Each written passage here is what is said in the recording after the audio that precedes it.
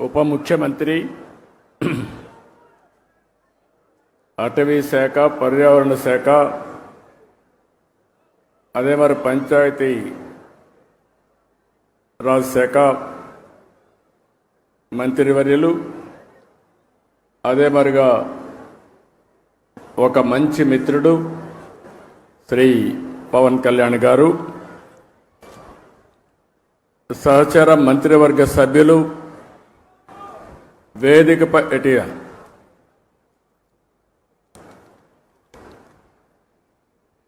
కందుల దుర్గేశం గారు, పొంగూరు నారాయణ గారు, గౌరవ శాసనసభ్యులు తెనాలి శ్రావణ్ కుమార్ గారు, chairman pollution control board Krishnaiah గారు, Amaravati development corporation chairman Lakshmi Parthasarathi గారు, స్పెషల్ సిఎస్ అటవీ శాఖ అనంతరాము గారు, principal chief conservator of forest Ajay Kumar గారు. ఇప్పుడే మీరు చూస్తున్నారు, మొన్నటి వరకు మనం రామయ్య గారిని చూశాం, మొన్నే ఆయన చనిపోయాడు. ఈరోజు నల్లమల అడవుల పరిరక్షణ కోసం జీవితాన్ని అంకితం చేసినటువంటి అంకారావు గారు మనస్ఫూర్తిగా మనందరికీ ఒక స్ఫూర్తి. అలాంటి వ్యక్తి ఇక్కడ ఉన్నాడు.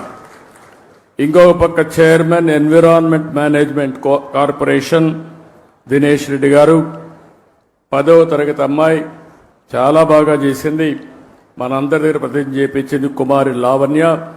నేను ఇప్పుడే అడిగాను అమ్మాయిని, ఏంటమ్మా ఏం చదువుతున్నావు? 10th క్లాస్ అనింది. 10th క్లాస్ అయినాక ఏం చేస్తామని అడిగాను. ఇంటర్మీడియట్లో బైపీసీ అనింది. అంటే డాక్టర్ అవుతావా అంటే తప్పకుండా డాక్టర్ అయి పేద ప్రజలకు సేవ చేస్తానని ఘంటాపదంగా చెప్పింది. ఒక యాస్పిరేషన్తో చదువుకుంటున్నటువంటి విద్యార్థిని. అదేవిధంగా ఈ కార్యక్రమానికి ఇచ్చేసిన ప్రజాప్రతినిధులకి, పెద్దలకు, ఈరోజు 1000 మంది విద్యార్థులతో మొక్కలు నాటే కార్యక్రమానికి శ్రీకారం చుట్టాం. ఈరోజు మీరు చేసిన కార్యక్రమం అమరావతిలో ఒక చరిత్ర సృష్టించబోతుంది. ఈరోజు ఒక్కరోజే మన మిత్రులు ఉప ముఖ్యమంత్రి గారు చెప్పినట్టు 1 కోటి చెట్లను నాటుతున్నాం. ఈ సంవత్సరం 5 కోట్ల మొక్కలు నాటబోతున్నాం. అయితే ఈ 5 కోట్లే కాకుండా 50% గ్రీన్ కవర్ ఈ రాష్ట్రంలో ఉండాలి. 50% గ్రీన్ కవర్ ఉంటే దానివల్ల ఇంపాక్ట్ ఏ విధంగా ఉంటుందో మనం అందరం కూడా ఆచరించి దేశానికే కాకుండా ప్రపంచానికే ఒక ఆదర్శంగా నిలవాల్సిన అవసరం ఉంది. 1972 నుంచి జూన్ 5వ తారీఖున ప్రపంచ పర్యావరణ దినోత్సవాన్ని ఐక్యరాజ్య సమితి ఆధ్వర్యంలో మనం జరుపుకుంటున్నాం. దీనికి కారణం మీరు చూస్తే ఈ సంవత్సరం ఒక సంవత్సరం ఒక థీమ్ ఇస్తారు, ఎండ్ ప్లాస్టిక్ పొల్యూషన్. ప్లాస్టిక్ పొల్యూషన్ని పూర్తిగా దీన్ని కంట్రోల్ చేయాలి. దీనికి ఏ విధంగా రీసైకిల్లో ఇవన్నీ ఉపయోగించాలి అనే విషయంలో అవగాహన పెంచడానికి తీసుకున్నాం. మన రాష్ట్రానికి మనం ఒక్కసారి వస్తే 37,421 చదరపు కిలోమీటర్ల అడవులు ఉన్నాయి. ఇది మొత్తం విస్తీర్ణంలో 22.96%. ఈరోజు మన రాష్ట్రానికి ఒక పెద్ద అడ్వాంటేజ్ ఏంటంటే అడవుల్లో చెట్లు ఉండడమే కాకుండా రాయలసీమలో నల్లమలై ఫారెస్ట్ ఉంది. అదే రాయలసీమలో హార్టికల్చర్ పెద్ద ఎత్తున అభివృద్ధి అవుతా ఉంది. ఎప్పుడైతే హార్టికల్చర్ బాగా అభివృద్ధి అయ్యే కొందికి ప్లెయిన్ ఏరియాలో కూడా చెట్లు వస్తున్నాయి. దీనివల్ల గ్రీన్ కవర్ పెద్ద ఎత్తున పెరిగింది. దీనికి ఉదాహరణగా మీరు చూస్తే ఈరోజు రాష్ట్రంలో 30.05% గ్రీన్ కవర్ ఉండే రాష్ట్రం మంది. దీన్ని 50% తీసుకుపోవాలనేది మనందరి లక్ష్యం. ఒకప్పుడు నేను 2 ఏళ్ళు 3 ఏళ్ళు చెట్లు కూడా ఉండేటివి. పెద్ద చెట్లు నాటేవాళ్ళం.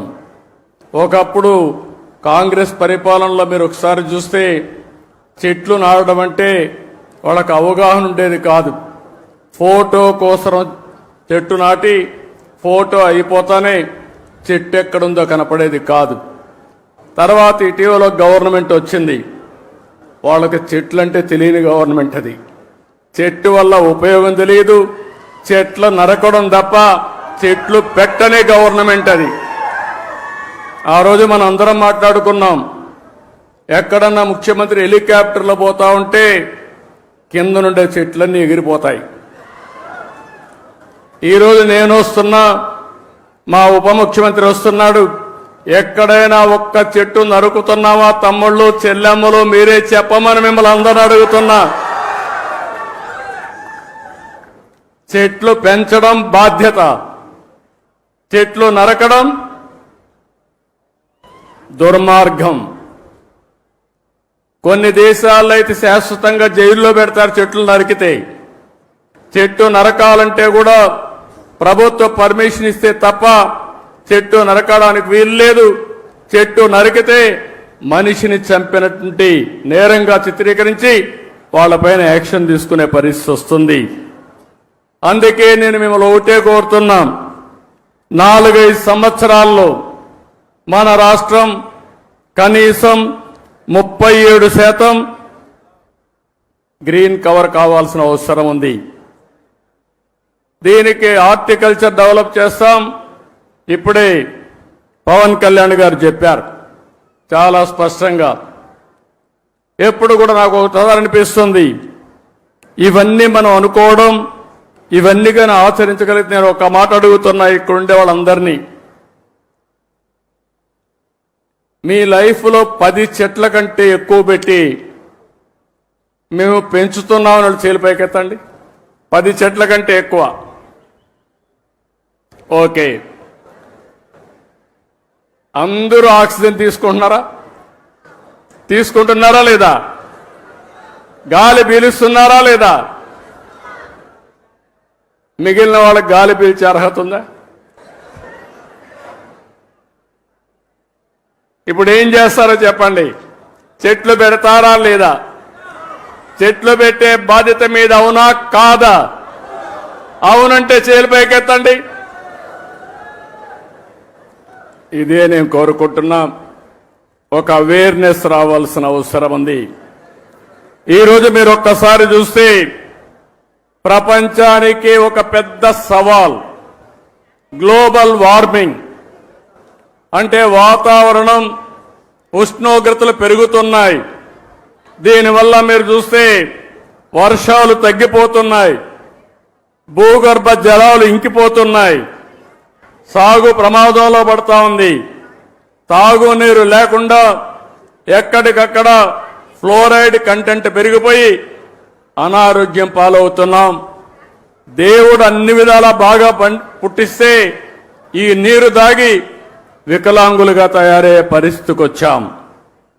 అందుకే ఇప్పుడే అంకారావు గారి స్టోరీ విన్నాం.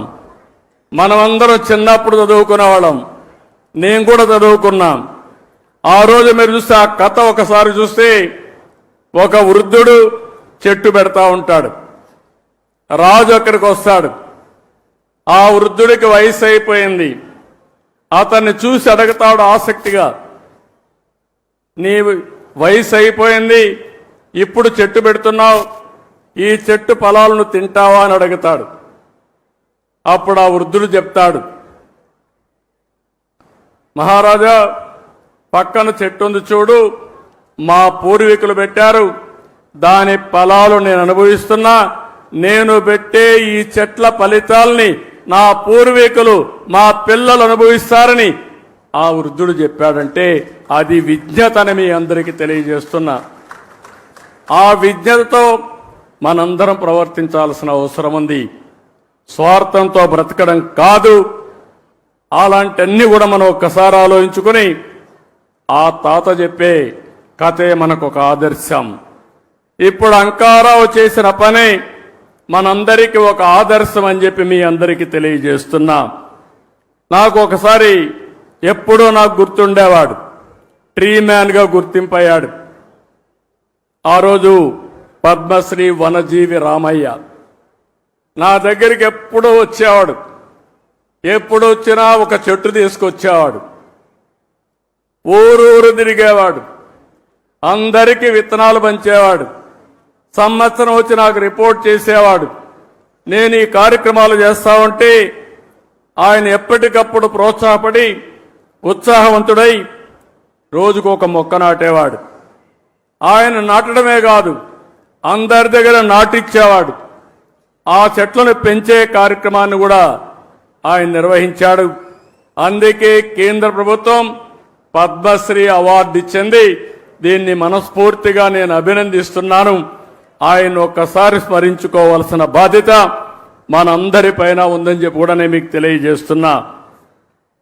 ఈరోజు మనం అందరం కూడా గుర్తుపెట్టుకోవాల్సింది స్వర్ణాంధ్ర, స్వచ్ఛాంధ్ర.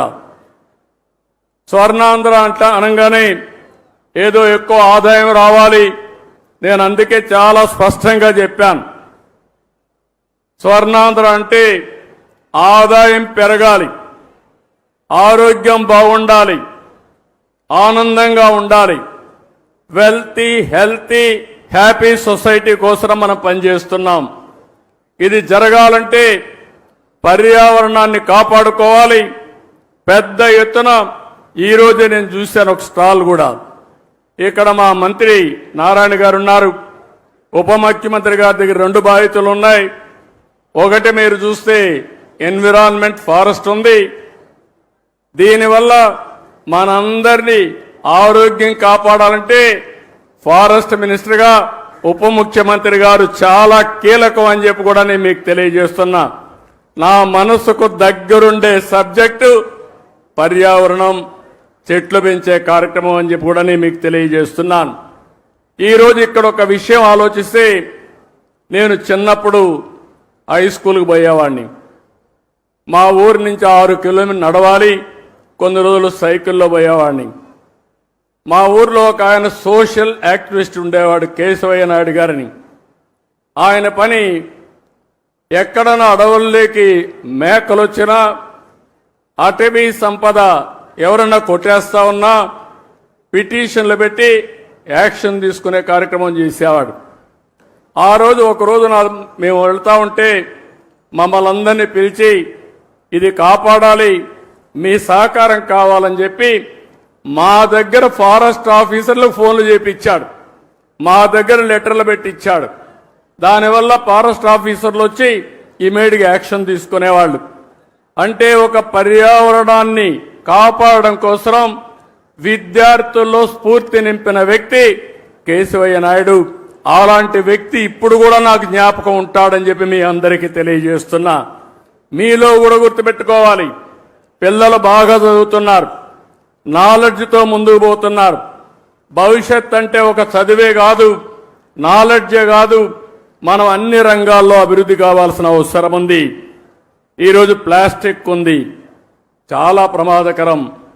నిన్నే మా కృష్ణయ్య గారు ఒక ఆర్టికల్ రాశాడు, చూశాను.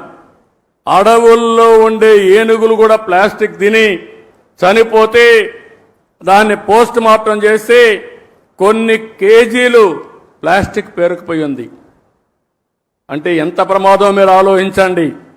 ఈరోజు మనం తినే తిండి కూడా ప్లాస్టిక్ అంతా ఉపయోగించిన తిండి మనం తింటున్నాం.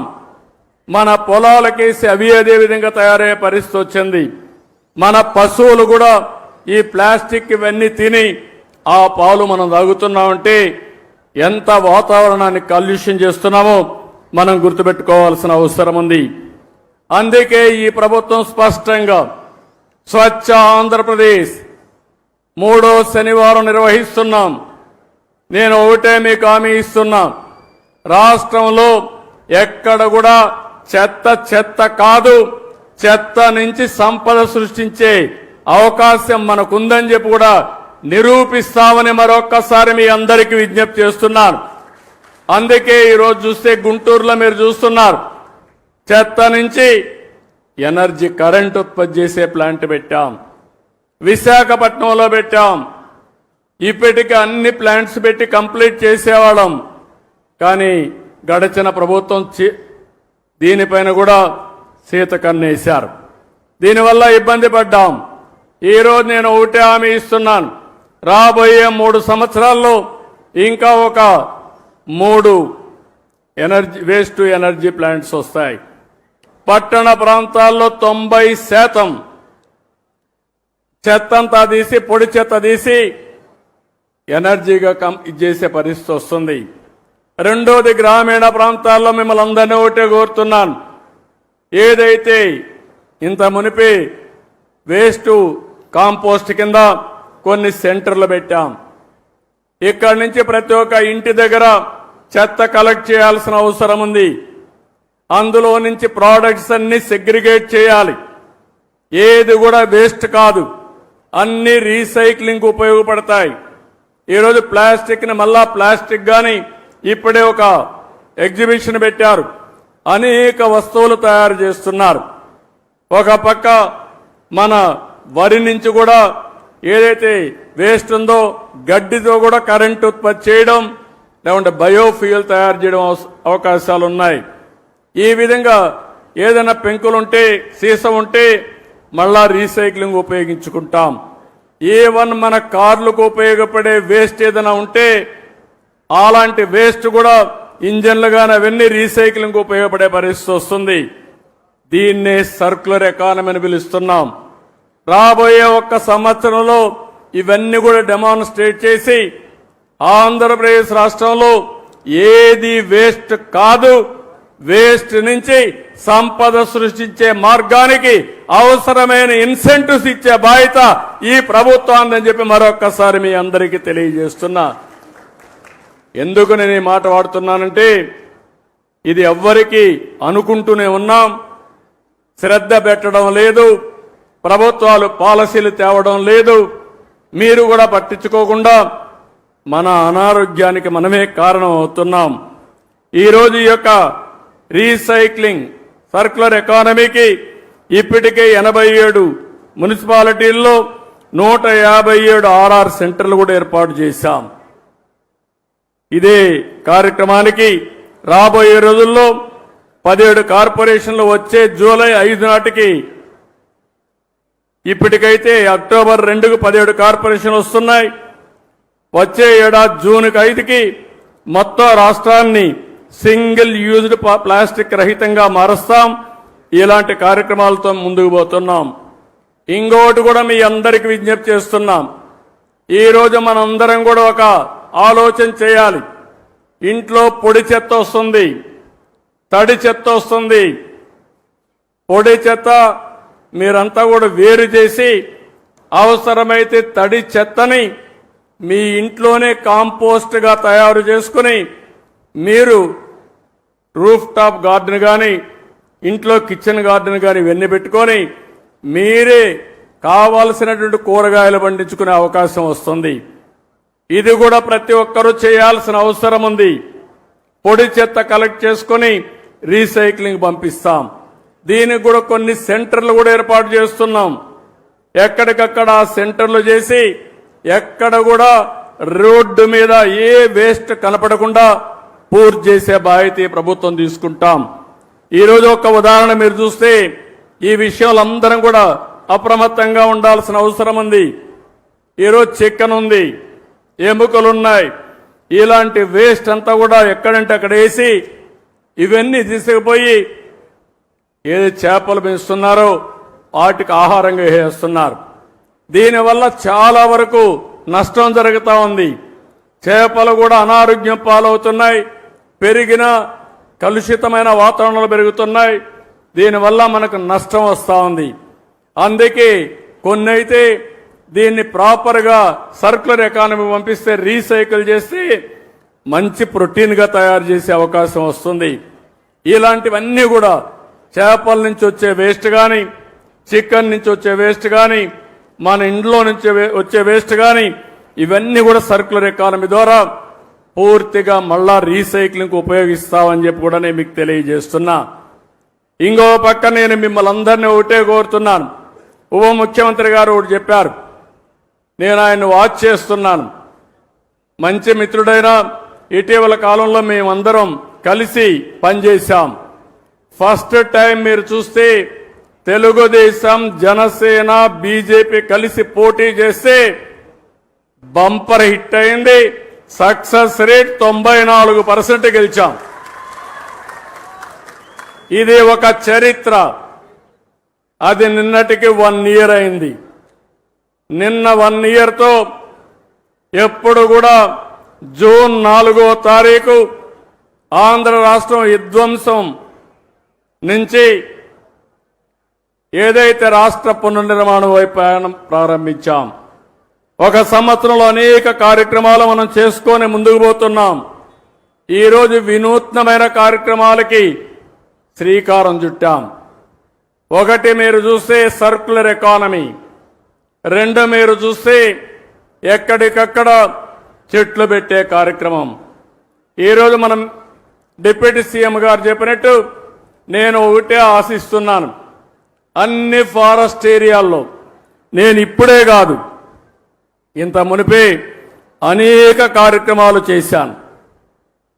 ఇప్పుడే అంకారావు గారు ఒక మాట అన్నాడు, చదువుకుంటూ ఆ రోజుల్లో ఇంకుడు గుంతల మాట విన్నాడు, చెట్లు పెట్టే కార్యక్రమం విన్నాడు, ఇంకో పక్క వనము మనం అనే కార్యక్రమం విన్నాడు, వన సంరక్షణ సమితులు పెట్టాం.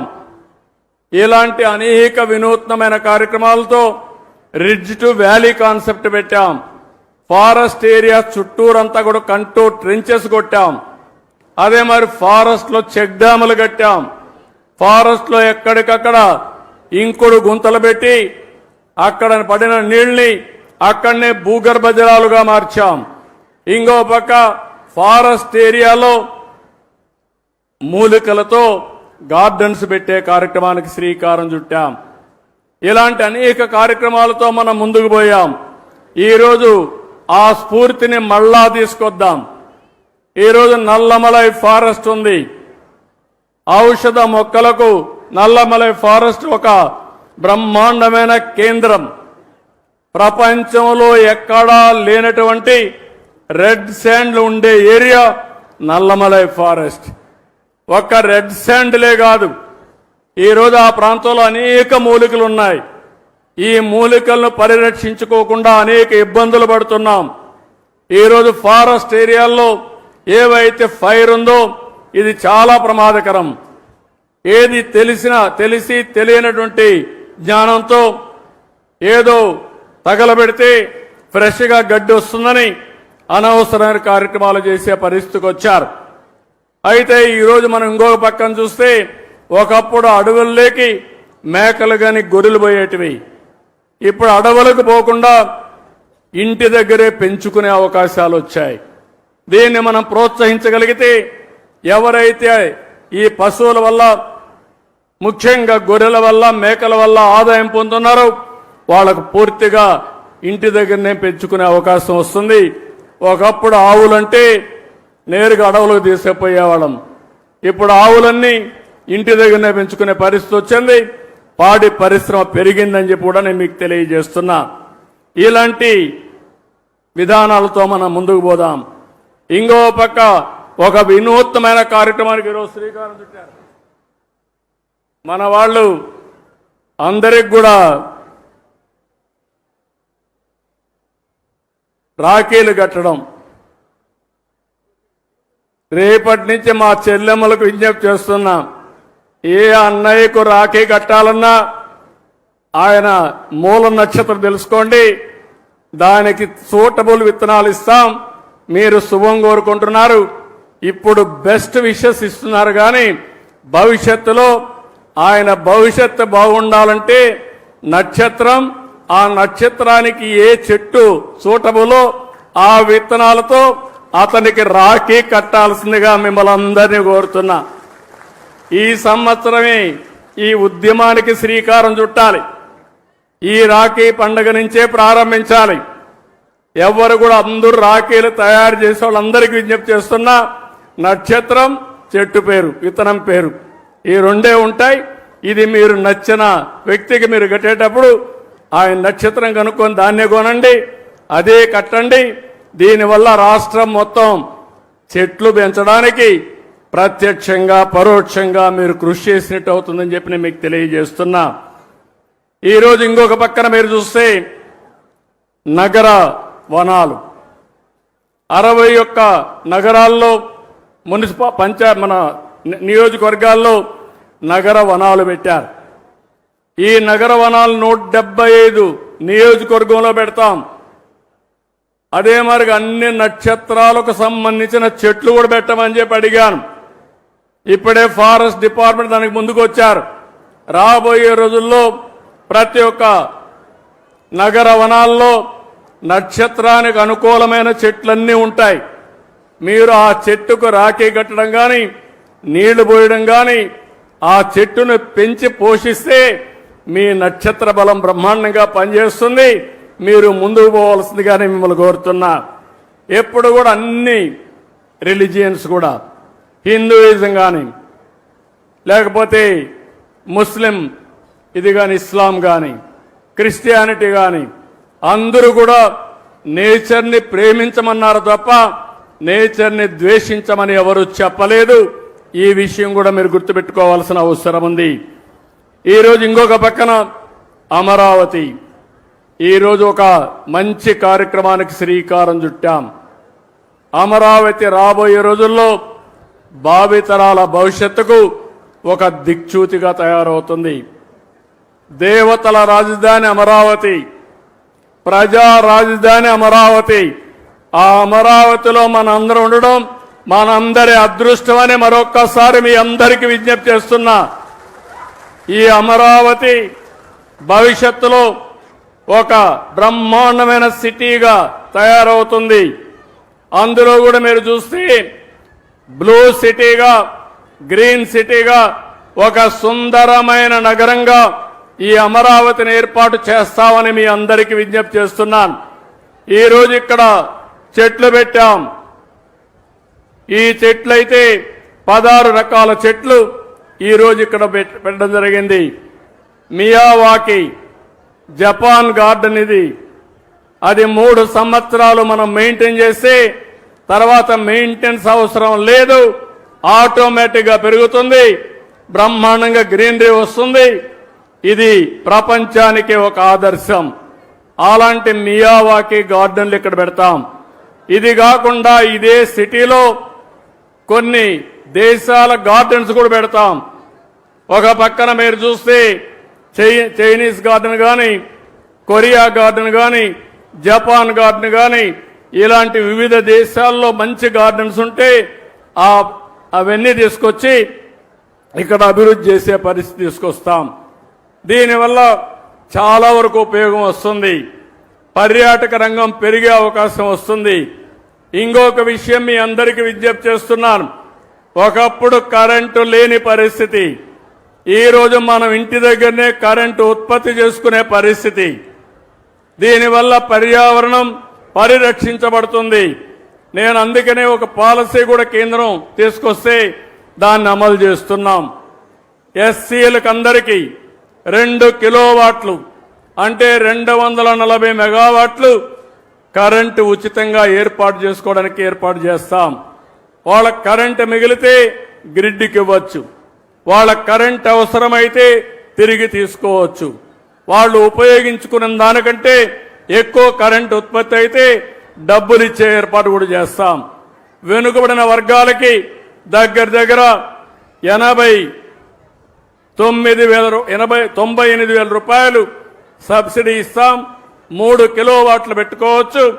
ఆ తర్వాత కరెంటు ఛార్జీలు కట్టే పరిస్థితి ఉండదు. అలాంటి వినూత్నమైన కార్యక్రమాలకు శ్రీకారం చుట్టాం. అదే మరి రైతులందరికీ విజ్ఞప్తి చేస్తున్నా, కుసుమ్ కింద మీరు ఎవరైనా సరే మీ బోర్వెల్స్ కరెంటు కావాలంటే ఫ్రీగా సోలార్ పంప్ సెట్లు పెట్టిస్తాం. మీరు వాడుకోండి, మిగిలిన కరెంటు మీ ఇంటికి వాడుకోండి. ఇంకా కరెంటు మిగిలితే మీ వాహనాల్ని ఈవీఎం కింద కన్వర్ట్ చేసుకునే అవకాశం కూడా మీకుంటుంది. అంటే మీ పంటలు పండించుకోవచ్చు, అదే మరిగా మీ ఇండ్లకు కరెంటు వాడుకోవచ్చు, మీ వాహనాలకి ఉచితంగా కరెంటు వాడుకోవచ్చు, ఛార్జ్ చేసుకోవచ్చు. దానివల్ల ఒక్క పైసా ఖర్చు కాకుండా మీరు ముందుకు పోయే అవకాశం ఉంటుంది. కరెంటు విషయంలో ఈ ప్రభుత్వానికి చాలా స్పష్టత ఉంది. గ్రీన్ ఎనర్జీ రావాలి, థర్మల్ ఎనర్జీ పోవాలి, పొల్యూషన్ పూర్తిగా కంట్రోల్ చేయాలి. తద్వారా జీవితంలో ఎప్పుడు కూడా మీరు గుర్తుపెట్టుకోవాలి, ఎక్కడైతే ఆక్సిజన్ ఎక్కువ ఉంటుందో, ఎక్కడైతే మంచి గాలి ఉంటుందో అక్కడ ఆరోగ్యం బాగుంటుంది. ఆరోగ్యం బాగుండాలంటే అది మన చేతుల్లో ఉంది. పర్యావరణాన్ని కాపాడుకుని చెట్లు గాని పెద్ద ఎత్తున పెంచితే మన ఆరోగ్యం బాగుంటుంది. ఈ విషయం కూడా మీరు గుర్తుపెట్టుకోవాల్సిన అవసరం ఉంది. ఇది కాకుండా రేపు 21వ తారీఖున ప్రధానమంత్రి నరేంద్ర మోడీ గారి ఆధ్వర్యంలో విశాఖపట్నం కేంద్రంగా ఇంటర్నేషనల్ యోగా డే ప్రారంభిస్తున్నాం.